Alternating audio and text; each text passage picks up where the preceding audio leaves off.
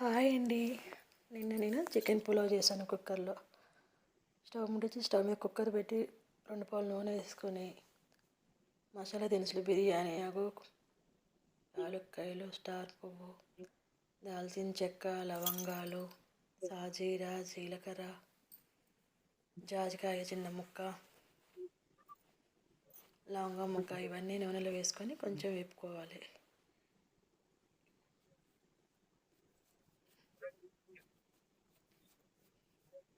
Chicken pulao కాదు, plain pulao in cooker.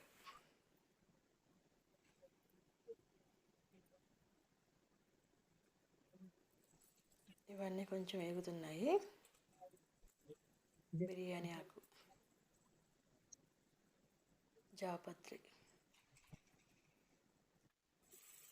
ఇవన్నీ కొంచెం వేగాక పొడుగ్గా సన్నగా కోసుకున్న ఉల్లిపాయలు కూడా ఆ నూనెలో వేసి కొంచెం తిప్పుకోవాలి. ఇవి కొంచెం కలర్ మారేలోపు టమాటాలు, పచ్చిమిరపకాయలు కూడా వేసుకొని ఒకసారి అన్నీ కలుపుకోవాలి.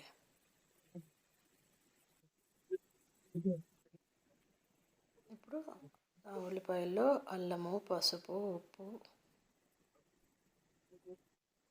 కొంచెం కారం,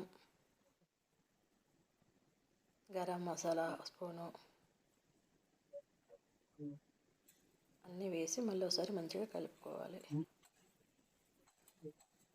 నేను ముందుగానే 2 గ్లాసులు బాస్మతి బియ్యం కడిగి పెట్టుకున్నాను. 2 గ్లాసులకి 3 గ్లాసులు వాటర్ పోసి కలుపు పెట్టుకోవాలి. బియ్యంలో నీళ్ళు లేకుండా వంపుకొని బియ్యం టమాటా ముక్కలు అన్నిట్లో వేసి మంచిగా కలుపుకున్నాను. తర్వాత 3 గ్లాసులు వాటర్ పోసి కొత్తిమీర వేసి ఒకసారి అన్నీ కలుపుకొని ఉప్పు సరిపోయిందో లేదో చూసుకొని కుక్కర్ మూత పెట్టుకున్నాను.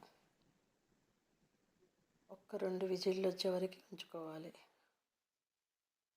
2 విజిల్లు వచ్చేసాయి. ఇప్పుడు కుక్కర్ మూత ఓపెన్ చేసి చూద్దాం అన్నం ఎలా ఉందో.